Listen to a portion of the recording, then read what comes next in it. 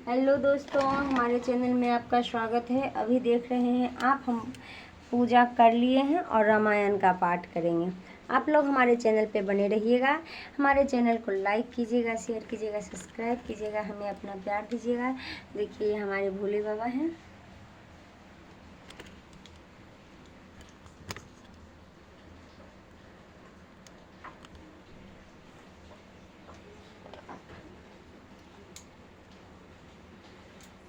पुनि पुनितासु शीस उर धरहि, बदन बिलोक हृदय में हतई। मई पति तुम्हि बहुत समुझावा, काल बिबस पिय मनहि न पावा।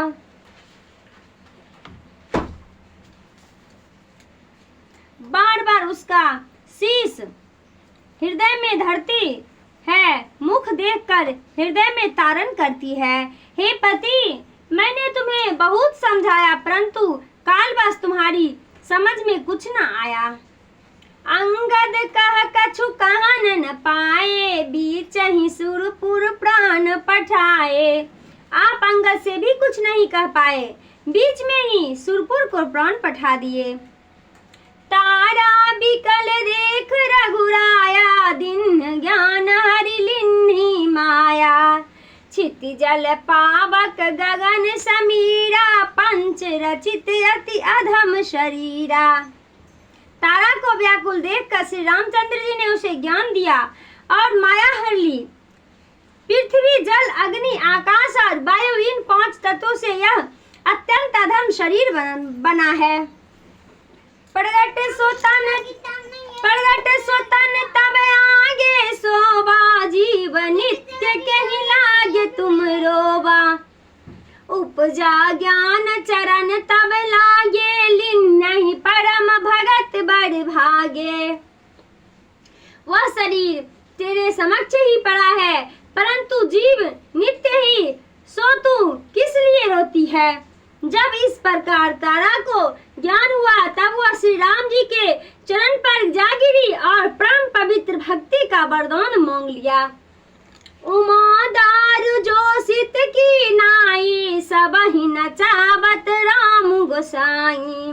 तब सुग्रीव ही आय सुदिन्हा, मृतक कर्म विधिवत सब किन्हा। हे पार्वती, श्री रामचंद्र जी बैकुंठ पुतली के ही समान सबको नचाते हैं। फिर श्री रामचंद्र जी ने सुग्रीव को आज्ञा दी तो उसने बाली का मृतक संस्कार विधि पूर्वक किया। राम कहा अनुज ही समुझाए, राज देहु सुग्रीव ही जाए।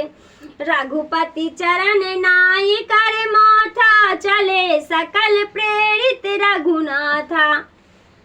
तब राम जी ने लक्ष्मण से समझा कर कहा कि जाकर सुग्रीव को राज्य दे दो। तब श्री रघुनाथ जी के चरण में सिर नवाकर उनकी प्रेरणा से हनुमान आदि सब चले। लक्ष्मण तुरंत बुलाए, पुरजन विप्र समाज। राजु दिन सुग्रीव कहाँ, अंगद कहाँ जुबराज। मंगल भवन मंगल हारी, दरबहुसु दशरथ अजिर बिहारी। फिर तो लक्ष्मण जी ने तुरंत ही पूर्ववासियों और ब्राह्मणों को अनेक समाज सहित बुलाकर सुग्रीव को राज्य देकर अंगद को युवराज की पदवी प्रदान की। उमा रमा समहित जग माही, गुरु पित मात बंधु प्रभु नाही। सुर नर मुनि सबके यह रीति, स्वार्थ लाग करहि सब प्रीति। हे पार्वती, श्री रामचंद्र जी के समान हितकारी इस संसार में गुरु, पिता, माता, भाई और कोई नहीं है। देवता, मनुष्य और मुनि सबकी यही रीति है कि अपने स्वार्थ के लिए ही एक दूसरे से प्रीति करते हैं। बाली त्रास व्याकुल दिन राति, तन बहु बन चिता जर छाती। सोई सुग्रीव किन्ह कपिराऊं, अति कृपाल रघुवीर शुभाऊं। जो बाली के भय से दिन रात व्याकुल रहता था, उसके शरीर में बहुत से घाव थे और चिंता से जिसका हृदय जला करता था, वैसे सुग्रीव को कोमल हृदय वाले श्री रामचंद्र जी ने समस्त वानरों का राजा बना दिया। जानता हूँ अस प्रभु परिहरी, कहाँ न विपत जाल नर पड़ही। पुनि सुग्रीव वही लिंग बोलाई, बहु प्रकार निप नीत सिखाए। जो ऐसे प्रभु को जानकर भी त्याग देते हैं, भला वो विपत्ति के जाल में क्यों न पड़े। फिर श्री रामचंद्र जी ने सुग्रीव को बुलाकर बहुत प्रकार से राजनीति की शिक्षा दी। कह प्रभु सुन सुग्रीव हरीसा, पूर्ण जाऊ 10 4 बरीसा।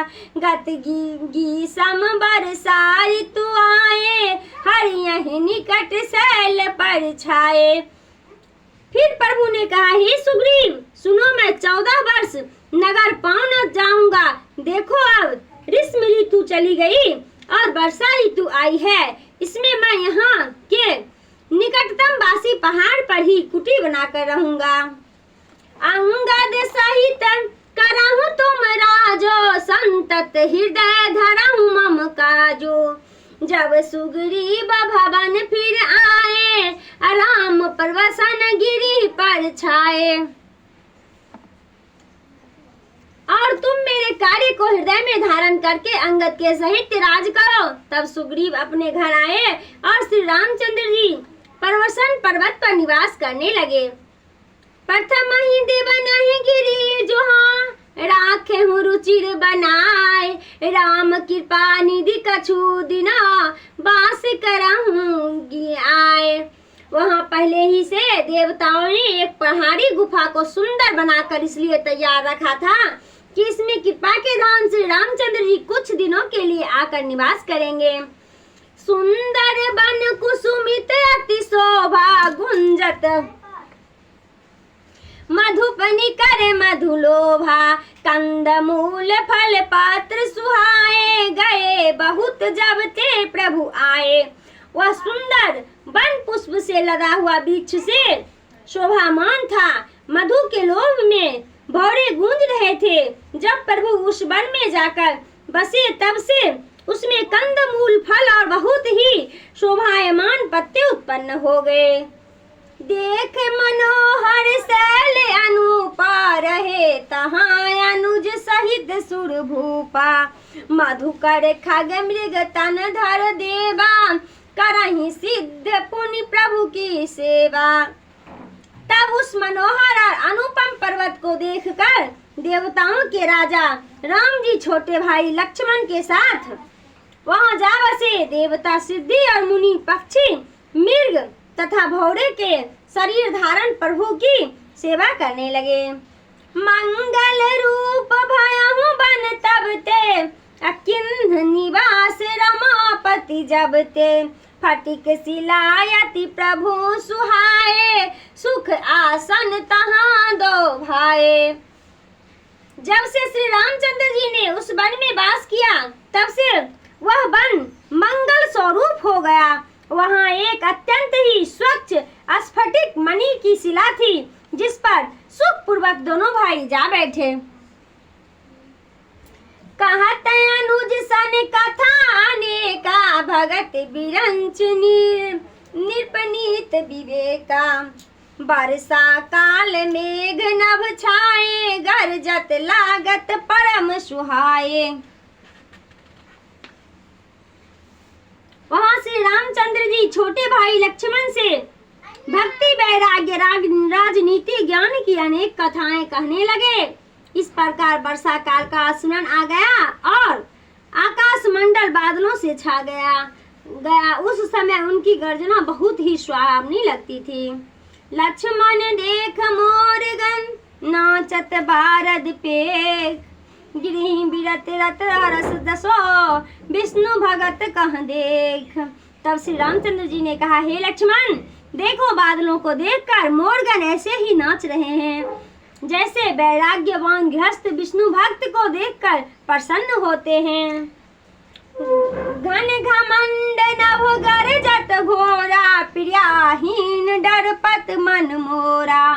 दामिन दमक रहन धन मोही, खल के प्रीत जथा थिर नाही।